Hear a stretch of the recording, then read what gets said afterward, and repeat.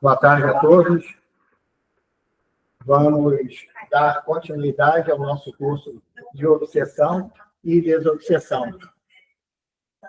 Nós estamos no 5º e penúltimo módulo, e hoje nós vamos abordar os seguintes temas, compartilhar os esclarecimentos da espiritualidade sobre os seguintes temas: complexidades da obsessão, obsessão narcisista e obsessão pandêmica. E a nossa proposta é que, ao final dessa exposição, nós possamos conhecer e identificarmos os fatores que geram ou potencializam as complexidades das obsessões. E também conhecermos algumas características das obsessões narcisista e pandêmica. Para atingirmos esse objetivo, nós vamos caminhar pelo seguinte roteiro: complexidade das obsessões, obsessão narcisista e obsessão pandêmica. Vamos, então, aos assuntos. Na complexidade das obsessões, nós vamos subdividir com os seguintes assuntos: lesões orgânicas e psicossomáticas, transtorno obsessivo desencadeado pelo físico contra o espiritual, que é um processo obsessivo do encarnado para o desencarnado, que normalmente a gente não vê, não observa essa possibilidade. Fenômeno obsessivo e obsidente, para mim foi uma novidade. Anseio de dominação no comportamento afetivo e subjugação. Vamos, então, ao primeiro item da complexidade: lesões orgânicas e psicossomáticas. Aqui nós colocamos uma imagem do livro Libertação, que nós estudamos aqui quando estávamos compartilhando o módulo do Estudo e Prática da Mediunidade, que é um processo obsessivo que envolve alguns desses itens que nós vamos abordar, inclusive as lesões orgânicas e psicossomáticas, no qual a nossa irmã aqui, a Margarida, é auxiliada por 70 espíritos fora os ovórios. Vamos em frente. Para entendermos todo esse processo e pegarmos desde o início aí o fio da meada, nós vamos relembrar que já foi falado aqui em módulos anteriores os mecanismos do processo obsessivo envolvendo a lei de sintonia em afinidades. Manuel Filomeno de Miranda, que é através da obra Mediunidade, Desafios e Bênçãos, que nós estamos colocando os textos, ele nos fala, lá no capítulo 16, Ciladas Espirituais, e 17, Complexidade das Obsessões, que o ser humano atual, nós procedemos de anteriores reencarnações, nas quais a conduta estabelece contatos, ora positivos, ora perturbadores, que ressurgem vinculados pela lei de sintonia. A Soraya colocou bastante já no primeiro módulo, detalhou bastante, em afinidades que acabam ressumando, ou seja, revelando a nossa identidade moral e psíquica, voltando, então, a nos vincular com aqueles que se encontram na mesma faixa vibratória. Ou seja, se foram coisas boas ou se infringimos a lei divina, essas ações vão se vincular aos seres que interagiram, aos espíritos que interagiram conosco. Manuel Filomeno também nos fala uma coisa interessante, que já é de conhecimento da maioria de nós. O endividado, o obsidiado, no nosso caso aqui, a dívida dele irradia vibrações que são captadas pelo cobrador, porquanto onde se encontre o fraudador, o criminoso, ou seja, aquele que infringe as leis divinas, a sua consciência de culpa, mesmo indiretamente, emite ondas que sincroniza com aqueles que enganou. E aí não tem jeito. E essa consciência de culpa vai potencializar essa irradiação, essa frequência que está sendo gerada. Inclusive, recentemente, a nossa casa possibilitou uma palestra sobre a culpa e está lá no YouTube do Centro Espírita. Aqueles que tiverem interesse, fala sobre essa consciência de culpa, inclusive. Então, mesmo indiretamente, nós vamos ser achados, falando de uma forma mais simples, nós vamos ser localizados pelo nosso credor, né? O qual ficamos devedores perante as leis divinas. E aí, quando acontece o reencontro, os desafetos, os nossos desafetos, ele nos acompanha, nos estuda a conduta, os nossos hábitos, até identificar os nossos pontos vulneráveis, as nossas tendências negativas, as nossas paixões e interesses inferiores, passando, então, a estimulá-los em nós, porque eles sabem que são do nosso agrado ainda cultivar essas paixões. E aí o processo obsessivo está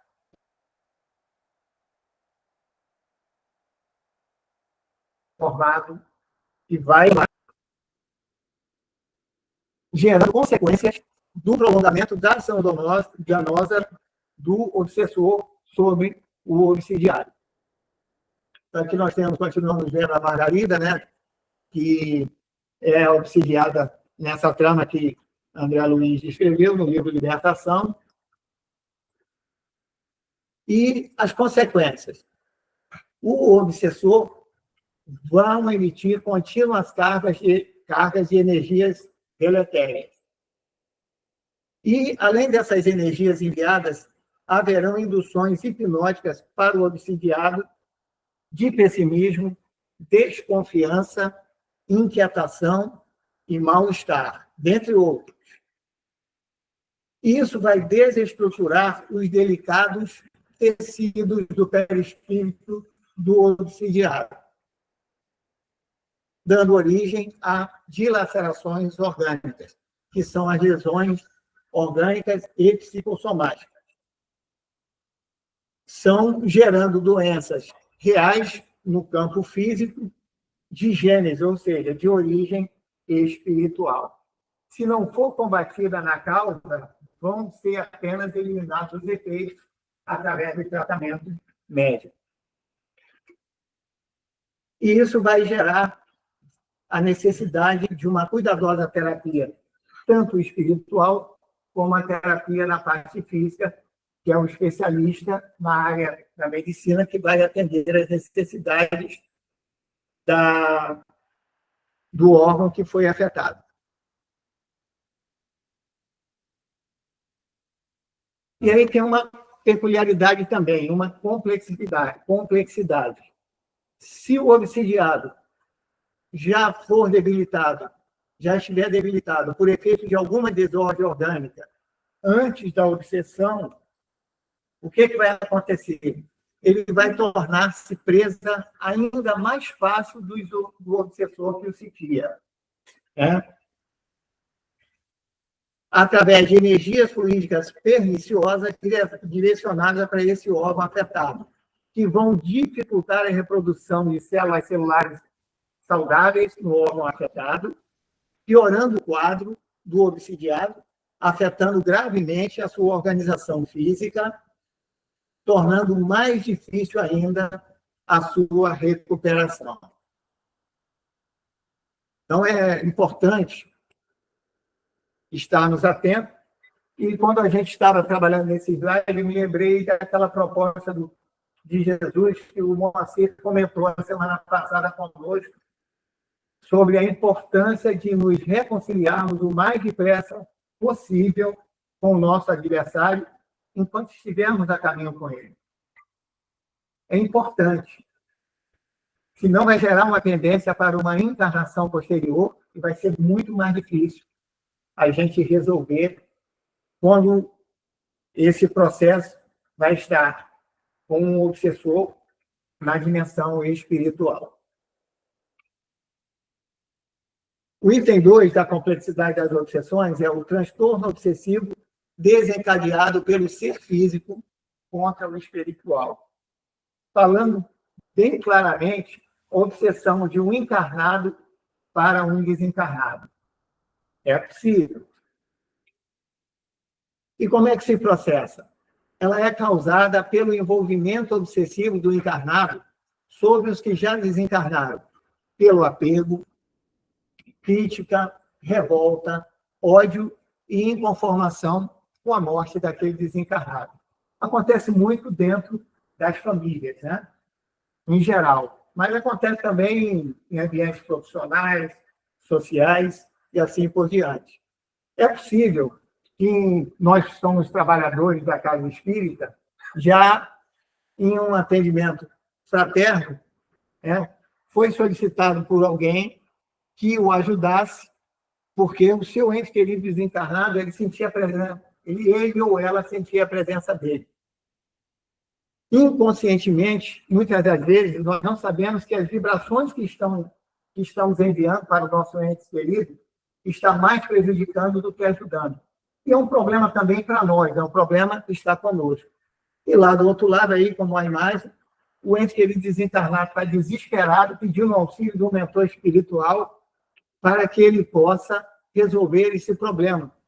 Ele falou assim, ó, o meu ente querido lá está pensando em mim, mas o detalhe que não é o pensamento, é normal a gente ter saudade e lembrar do nosso ente querido, mas as vibrações que nós estamos enviando, os sentimentos que estão indo nesse pensamento é que vão fazer a diferença. Aí nós observamos o seguinte, quando o espírito encarnado, para o seu ente querido desencarnado, emite mensagens edificantes de amor, paz, amizade, gratidão, respeito, ele vai receber um alívio. Isso vai suavizar o desencarnado, vai estimulá-lo, recarregar ele de forças e inspiração para ele seguir em frente a caminhada dele evolutiva.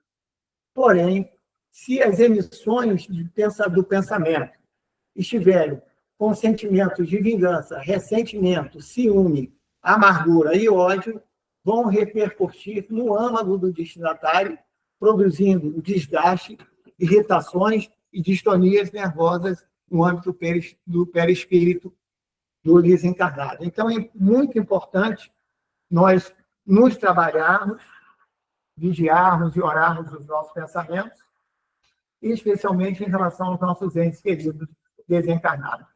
Né? Isso acontece especialmente por causa das matrizes morais que permitem a sincronização, a captação das mesmas. Né? No meu caso, por exemplo, com a minha esposa, são 45 anos. Então, há uma ligação afetiva, psicológica muito grande. Né? E isso vai fazer uma diferença nesse intercâmbio no momento do desencarne. Vamos agora para o terceiro item da complexidade das obsessões, que é o fenômeno obsessivo e obsidente. O que isso significa? Significa que um desencarnado impõe a um outro desencarnado a sua vontade. É uma imposição doentia do obsessor sobre um desencarnado, que vai refletir no obsidiário. Vai ser o obsessor do obsessor, ou o obsessor dos obsessores. Nesta obra aqui, existe aqui esse nosso irmão Alil Santana, lá atrás ele é o chefe dessa equipe de 70 espíritos, mas tem o mentor desse processo obsessivo que nós vamos ver daqui a pouco.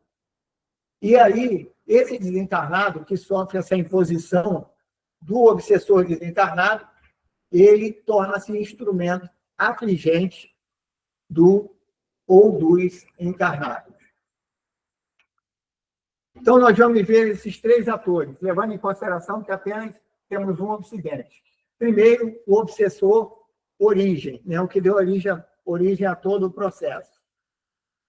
São espíritos técnicos em perturbação de outras mentes, hábeis em dissimular, em disfarçar a situação, conhecedor de recursos hipnóticos, fixados na perversidade, na loucura, da prepotência, acreditam-se poderosos e capazes de gerir vidas, supõem-se portadores de poder para executar planos hediondos, repulsivos, em que se comprazem, e tornam-se verdugos de outros desencarnados, inexperientes e irresponsáveis, que é o espírito, o desencarnado obsidente. Nesta obra, o Gregório é o mentor, na obra Libertação, ditada por André Luiz. Ele é o mentor daquela obsessão que envolve 60 espíritos, mais os horrores. Né? Na obra, a gente vai ver os comprometimentos desse nosso irmão, o que levou ele a esse processo obsessivo. E olha, gente, sempre o amor está envolvido na sua polaridade, no ódio, né? Que são sentimentos da mesma natureza que acabam tomando polaridades distintas. Né? Nós vamos ver agora o segundo ator, o obsidente. Em geral, é um espírito endividado que desperdiçou a sua encarnação, não trabalhou as suas pendências, não trabalhou a reparação de suas faltas, mantendo-se vinculado aos seus adversários, sem remorso e sem arrependimento. Ao desencarnar, é recebido pelos seus algozes no plano espiritual, lei de afinidade. Mentalmente aprisionado à vontade férrea, dura dos seus algozes, ele é vampirizado, sendo também hebetado. Ele acaba perdendo a sua sensibilidade emocional. É por isso que naquela imagem o Gaspar está com uma fisionomia, uma visão diferente, até no desenho, e ele ficava ali 24 horas no nosso tempo físico aqui, terreno, obsidiano, por imposição, telepatia do nosso irmão Gregório, a nossa irmã Margarida. E aí, depois de vampirizados, são induzidos ao molestamento de encarnados, que é esse caso aqui, citado na obra. E nós vamos ver o terceiro ator desse processo, que é o obsidiado. No obsidiado, degeneram-se os sentimentos de compaixão e misericórdia. Ele está desnorteado, revoltado, se ainda não estiver num processo de subjugação. Porque vige o ressentimento e a revolta por parte do obsidiado. E isso agrava ainda mais a ocorrência, porque há uma resistência e vai intensificar mais o processo de obsessão em cima do obsidiado. E muito mais difícil se torna a recuperação. E uma coisa interessante, que nesse processo, muitas vezes, é ignorado o agente real da problemática. E é um desafio também, caso haja uma reunião mediúnica de desobsessão, para chegarmos ao cerne da questão, quem é realmente o obsessor que originou aquele processo. Exige, então, melhores recursos espirituais, ungido de amor e piedade por uns e pelos outros, pelo obsidiado, pelo obsidente e, especialmente, pelo obsessor que deu origem a todo o processo. É uma situação desafiadora, mas não podemos esquecer que Jesus nos orienta, nos ensina e exemplificou que é importante nós amarmos aos nossos inimigos, fazermos o bem àqueles que nos odeiam e orarmos por aqueles que nos perseguem e nos caluniem. Nós vamos, então, para o quarto item da nossa complexidade das obsessões, que é o anseio de dominação no comportamento afetivo, que é muito comum na nossa sociedade. E qual é a origem desse comportamento? Em razão das paixões vigorosas remanescentes das experiências primárias anteriores. Normalmente são pendências de relacionamentos afetivos que vão passando de uma encarnação para outra. E esse relacionamento, o obsessor, que é um processo obsessivo, de encarnado para encarnado. Dos dois, aquele que obsidia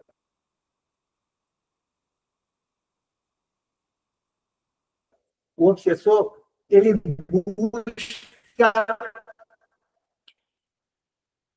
busca da afetividade como meta prioritária da existência. Então, a princípio, ele observa a afetividade, só que de forma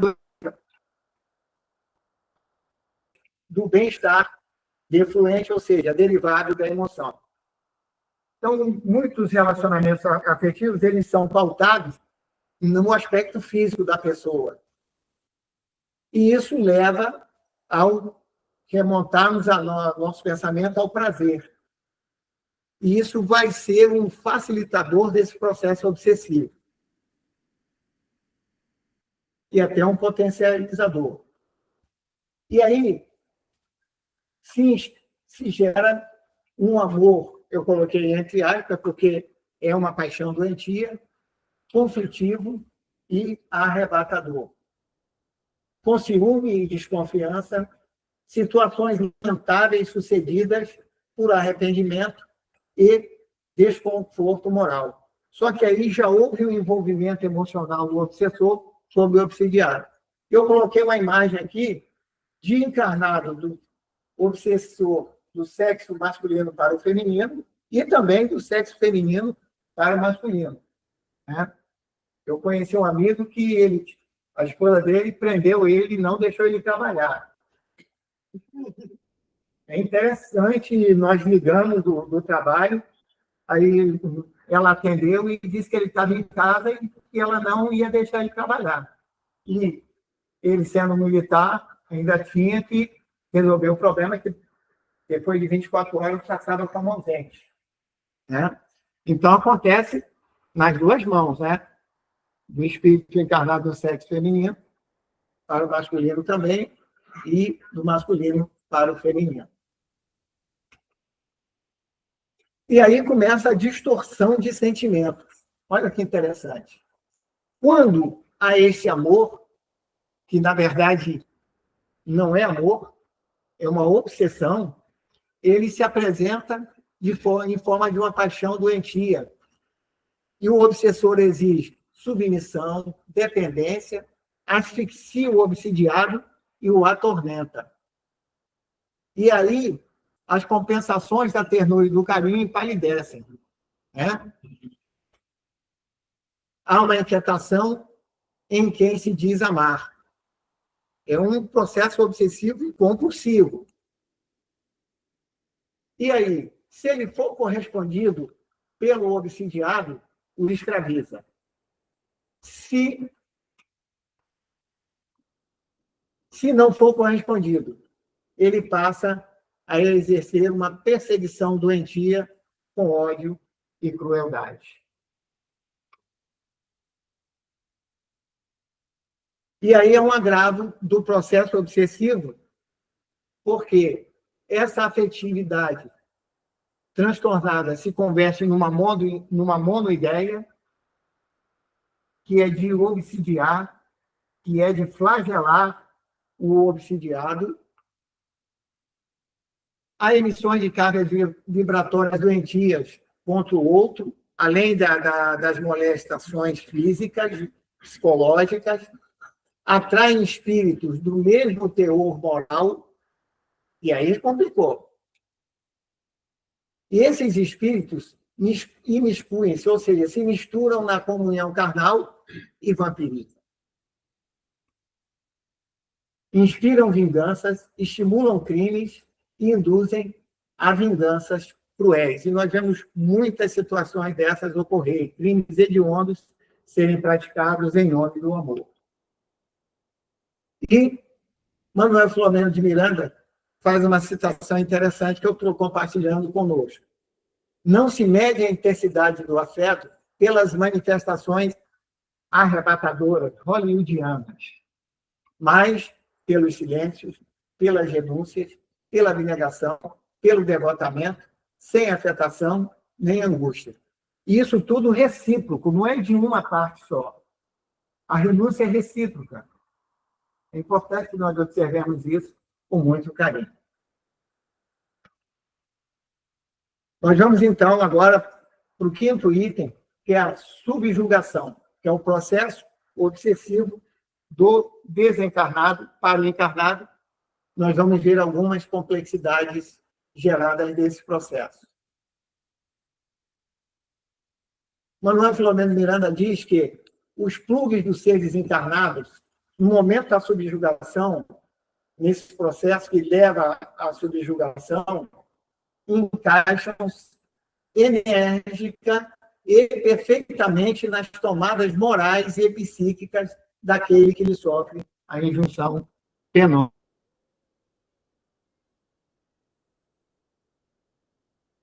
Olha que interessante. E como se processo? Manuel Filomeno de Miranda descreve de duas formas. De início, pode-se instalar um quadro deprimente de um momento para o outro, quase que imperceptível, parecendo um problema mental. O alienando, né, distraindo o calceta, ou seja, o prisioneiro infeliz desse obsessor. E ele não percebe que está sendo sitiado até o golpe certeiro. E essa obsessão, muitas vezes, nessa fase inicial do processo de subjugação, é confundida com várias psicopatologias. E que são recomendados até terapias fortes, com barbitúricos, né, drogas depressoras do sistema nervoso, e muitas vezes processos enérgicos. A pessoa, muitas das vezes, o obsidiado é internado e entra até no isolamento. Pode até usar uma camisa de força. Não sei nem se a gente vai usar dessa prática aí nos manicômios ou nos hospitais que vão atender. E não colocamos aí, mas para não estender muito, mas Manuel Filomeno comenta novamente. Esse processo, ele se dá início com relacionamentos afetivos, onde o amor, em determinado momento, se transforma em ódio.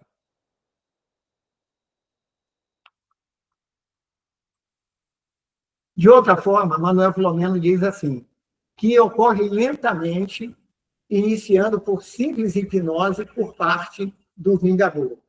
Uma hipnose leve, a pessoa se sente mal, e aí vai se apoderando da usina mental da vítima gradativamente, fixando-lhes ideias deprimentes e perturbadoras, que são aquelas chamadas monoideias que vão sendo geradas ali pelo obsessor no obsidiado.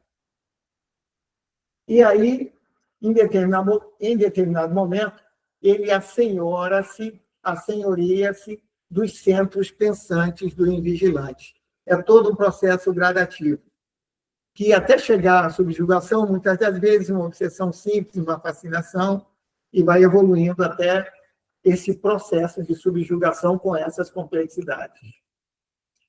E aí, depois de tomar posse dos centros pensantes do invigilante, ele, telematizado, o centro da vontade do obsidiário, o seu discernimento, e toma conta também o obsessor da emoção, que ficam sob o controle desse invasor. E aí é instalada uma parasitose de origem espiritual, e o obsessor passa a nutrir-se das energias do obsidiado, ou do hospedeiro, como Manuel Filomeno fala, em processo de simbiose, que é uma associação íntima entre duas pessoas. Um processo lento e chega nesse nível da simbiose. E aí, através dessa ingestão tóxica dos fluidos deletérios do obsessor, a enfermidade do paciente, gera-se uma enfermidade do paciente enfraquecido pelas energias roubadas. Afrouxam-lhe as fixações do perispírito nos chakras, ou seja, ele não vai mais nutrir as energias no fluido vital. E aí, isso vai facilitar ainda mais a predominância insalutar, malsã do obsessor, alcançando a mente, a emoção e o organismo em geral do obsidiado. E as características do subjugador nesse momento são plasmadas no hospedeiro. Você não consegue identificar a personalidade mais do obsidiado. E isso vão gerar graves fenômenos, inclusive um fenômeno chamado zoantropia. Aí eu busquei lá no Google para nos esclarecer melhor. A zoantropia é um fenômeno em que um espírito, por sua degradação moral, ou através de uma indução hipnótica, que é esse caso, assume uma forma animalesca, seja ela consciente ou induzida, demonstrando um desequilíbrio e uma inferiorização espiritual, podendo manifestar-se de forma total ou parcial. No caso do encarnado, vai se manifestar de forma parcial. No desencarnado, se sofrer uma injunção de um espírito desencarnado sobre ele, estando desencarnado, é possível que seja uma manifestação total no seu perispírito desse fenômeno da zoantropia. E agora passamos para a obsessão narcisista. Nós colocamos aí a imagem do Narciso, que deu o nome a essa obsessão, né? Esse processo narcisista, que não é só obsessão, geralmente é em forma de obsessão. É um personagem da mitologia grega, ele era filho de um deus, e ele era muito vaidoso, um caçador prepotente, orgulhoso, e em determinado momento foi prometido em casamento para uma ninfa, que são espíritos que cuidam da natureza, segundo a mitologia grega, a Eco. E ele não aceitou, e foi castigado por uma outra deusa, se apaixonando pela sua imagem. E Manuel Filomeno de Miranda, ele fala o seguinte, que em qualquer forma, como se expresse o tormento obsessivo, esse resulta sempre do morbo, ou seja, da condição doentia do egoísmo, que fixa o ser nas faixas primárias do seu processo de evolução. Então, sempre estarão ali num processo obsessivo, e aqui é um processo de auto-obsessão, que foi trazido nesse curso pelo Chalto, e nós estamos aqui ampliando os nossos esclarecimentos,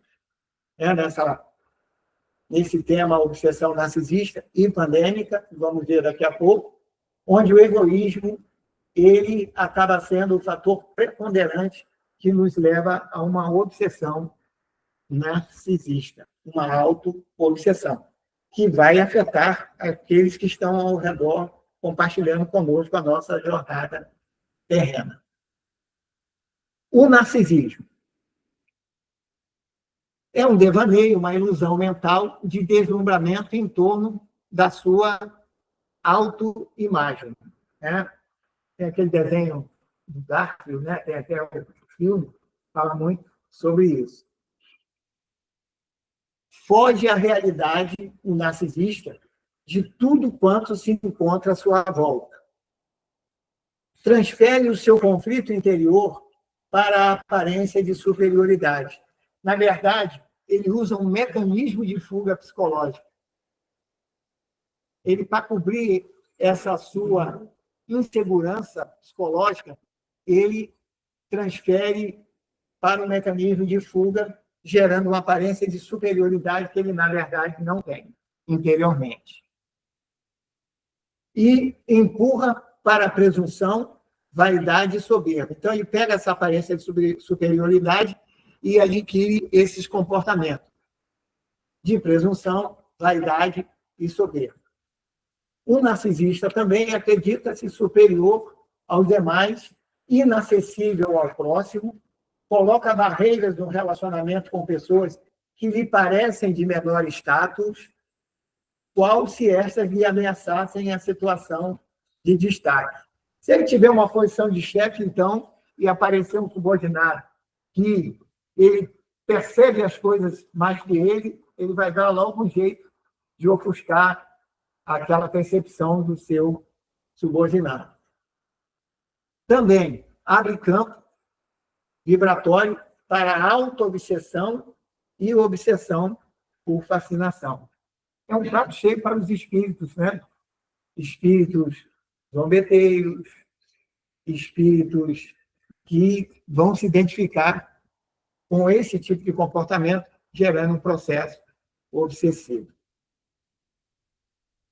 Eles vão, voltar aqui um pouquinho, eles vão induzir o narcisista a esse processo de auto-obsessão. Não vão ter praticamente nenhum trabalho. Eles só vão potencializar o que já está nele. Aliás, em todo o processo obsessivo, sempre a origem está em alguma tendência moral do obsidiário, que levou, em determinado momento, a infringir a lei divina contra um irmão ou uma irmã. Ainda, o narcisista atribui valores e direitos que não concebe aos outros. Primeiro ele, segundo ele, terceiro ele, e fim de papo. Torna-se o epicentro dos próprios interesses e dos interesses gerais. Ele, até dentro dele mesmo, ele elenca a prioridade dele sobre ele. Parece impossível, mas existe. Aí é um processo auto-obsessivo. Ele acaba se perdendo dentro de si mesmo. Aliena-se do convívio social saudável, porque, de repente, ele vai encontrar alguém que vai ter pensamentos que vai prevalecer sobre as suas ideias ou vai desmascará-lo. Ou desmascará-lo. Ele percebe que nada tem a lucrar com a atenção e cuidado ao outro. Caridade fora de cogitação. Nem com segundas intenções. Ausência de autocrítica nenhuma. E severidade na análise da conduta alheia. Palavras ásperas e julgamento severo. Com o outro, não com ele. E a transferência daquilo que inconscientemente se faz merecedor. Então, ele está projetando no outro essa aspereza nas palavras, julgamento severo e autocrítica, que inconscientemente ele sabe que eles deveriam ser dirigidas a ele. E libera a sua consciência de culpa, pelo menos momentaneamente, e se enclausura na sua prosápia, ou seja, na sua modéstia. Mas não há nada ruim que não possa ficar pior. Porque se o nosso narcisista for um médium, a situação vai se complicar. Quando o portador de mediunidade, a sua insegurança psicológica vai se converter em autoafirmação exibicionista expressada na sua mediunidade. Não se dá conta da gravidade da obsessão em que vai tombando, que é a fascinação. Aí ele está no processo auto-obsessivo, daqui a pouco vai ter parceria espiritual na obsessão. Quanto mais se destaca a sua mediunidade, mais ele fica soberbo. E aí não considera nenhuma advertência, não ouve ninguém, ele só vê a si mesmo. supõe-se, além disso, supõe-se Natacari, né, que é uma mediunidade poderosa, ele acha que não vai ser vítima de obsessão de nenhum espírito.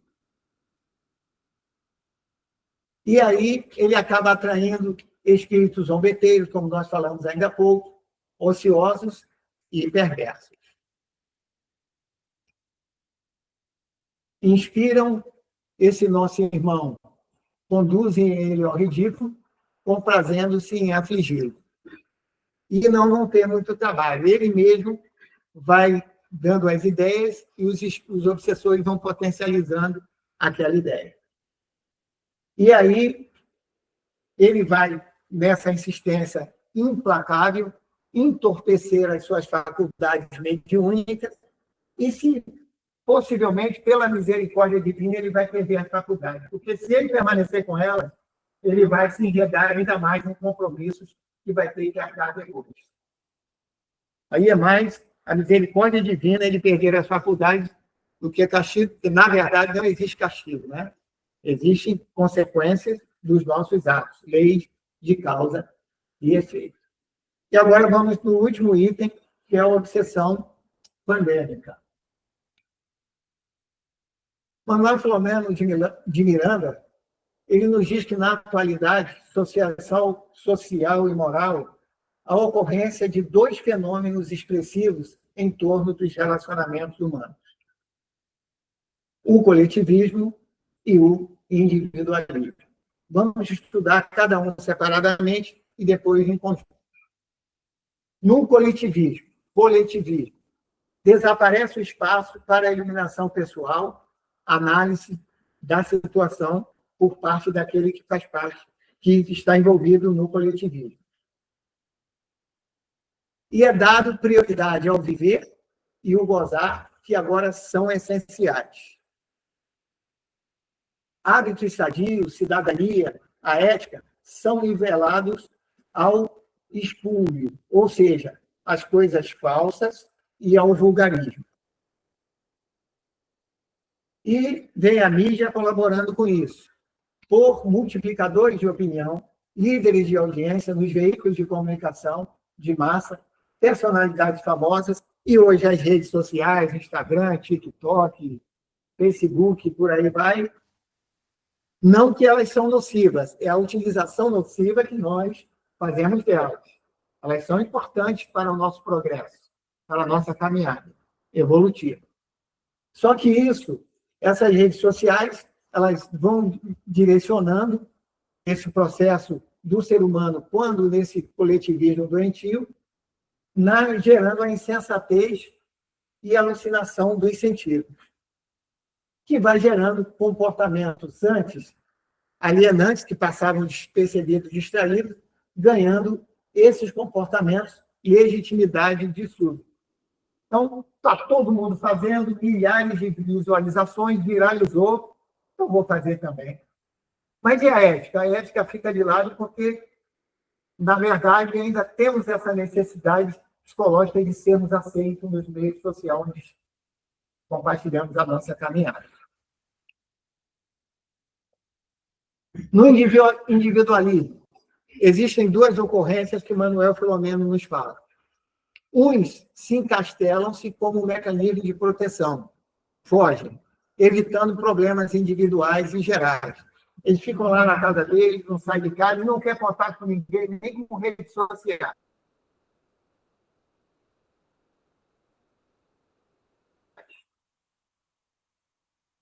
Ou e acabam se alienando também da família e das demais pessoas que poderão até chamar sua atenção para a necessidade de observar o seu comportamento distorcido. E isso com a finalidade de escamotear transtornos sociofóbicos. Na rede social, ele não se expõe muito. Só virtualmente, das incursões doentias, daquele que prefere o individualismo, no fantástico e maravilhoso mundo da internet, onde ocultam as dificuldades pessoais, se exibem desejos frustrados, de glória e realização pessoal, a gente passa só aquilo que a gente interessa passar, e muitos se perturbando nos sombrios guetos, nós falamos ainda há pouco, grupos em que se acolhe, que são de espíritos que estão vibrando na mesma faixa doentia que esse espírito vai individualmente. Vai ocorrer peculiaridades tanto no coletivismo como no individualismo. Perde-se a faculdade de um relacionamento saudável, o calor da convivência, a emoção resultante da permuta de ideias e aspirações. Lá nas redes sociais é tudo preparado, tudo trabalhado com muito carinho para iludir ao máximo aquele que está frequentando as redes sociais. E mesmo quando esse grupo ele tiver sentimentos religiosos, optar por uma religião, mas o seu interior está com pendências psicológicas, será restrita essa religiosidade a significados egoísticos que se abraçam. Vão formar também grupos dentro da religião que vão se separar, aceitando apenas aqueles que estiverem vibrando na mesma faixa doentia dos que ali se agruparem. E isso torna esses grupos insensíveis às necessidades da humanidade. Caridade nem com intenção. E aí, isso vai repercutir, vai ressonar no corpo ou fora dele. Porque vai haver uma identificação psíquica e moral de desencarnados com esse grupo encarnado. E haverá, então, uma infestação de obsessões individuais e coletivas. E aí se geram as obsessões pandêmicas, através de estímulos exagerados ao prazer e não ao cometimento. É um exemplo que me veio agora dessa obsessão pandêmica. Não chegou a ser pandêmica, foi local. Foi aquele movimento hippie, lá da década de 60 do século passado, que alienou muitas mentes de jovens que usavam drogas e se alienaram o seu comportamento. Que abrem também comportas morais para a simbiose emocional, que é essa ligação emocional entre esses irmãos, individualmente ou em grupo. E aí fica difícil estabelecer a fronteira separativa do que é lícito, do permitido e do que se pode fazer. Se está falando aí do que se pode fazer, nem foi questionado do que se deve fazer, que é o dever moral. E a ideia é conseguir tudo, fruir tudo ao máximo. Nesse intercâmbio nefasto, trágico, entre semelhantes, e aí envolvendo encarnados e desencarnados. E temos como consequência guerras, genocídios, que são extermínios deliberados de grupos específicos. Foi até citado aqui pelo Paulo, pelo nosso irmão Paulo, no estudo anterior, recente, um evento recente. O suborno à dignidade e o culto aos vícios de toda espécie, vícios de ordem moral, inclusive. Momento grave da história da humanidade, porém, tudo está sob o controle divino. Jesus já havia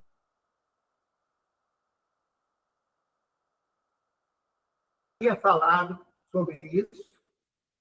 Lá no Evangelho de Mateus, no fim dos tempos, nessa transição planetária, haveriam essas situações, esse caos, mas ele está sob o controle divino. É importante que nós comentemos isso.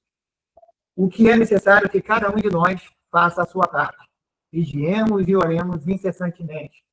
Busquemos o nosso autoconhecimento, o nosso autodescobrimento, para trabalharmos a nossa reforma íntima, a sublimação, para atingirmos a sublimação dos nossos pensamentos, emoções, sentimentos, até chegarmos nas palavras e ações, ressignificarmos as nossas crenças, reprogramarmos o nosso subconsciente e nos espiritualizarmos, tendo como bússola o Evangelho do Mestre Jesus. E aqui encerrou a nossa exposição. Ainda tem um vídeo de reflexão, ainda dá tempo até às 18 horas, vamos colocar o vídeo e depois vamos passar para as perguntas. Tem uns minutos, tranquilo?